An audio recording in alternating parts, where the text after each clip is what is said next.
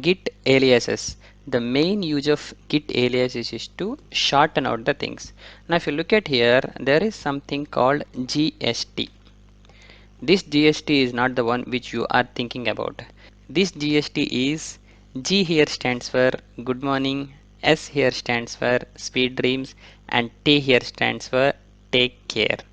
As you know, in this technological world, people want to shorten out the things. They don't have much time to type everything, right? So instead of good morning, they are going to say GD. Instead of sweet dreams, they are going to just say SD.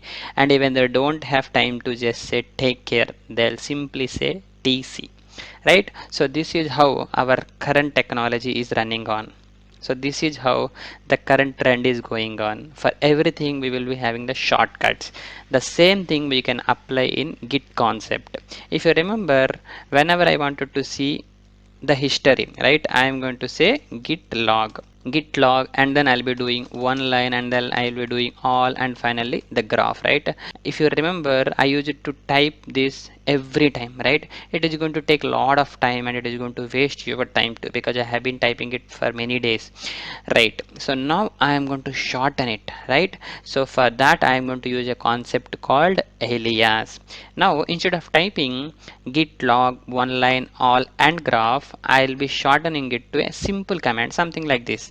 Okay, if I just say enter, right, it is going to display out this output, right? So instead of this, I'll just say all commits, because git log is of course is going to give all the different commits which are part of that project, right? So instead of typing log, one line, all, and graph, I just wanted to say all commits. Okay, so if I say all commits, it has to work. Since we haven't set any alias, it is not working. So it is just saying that all commits is not a git command, because we haven't set any alias.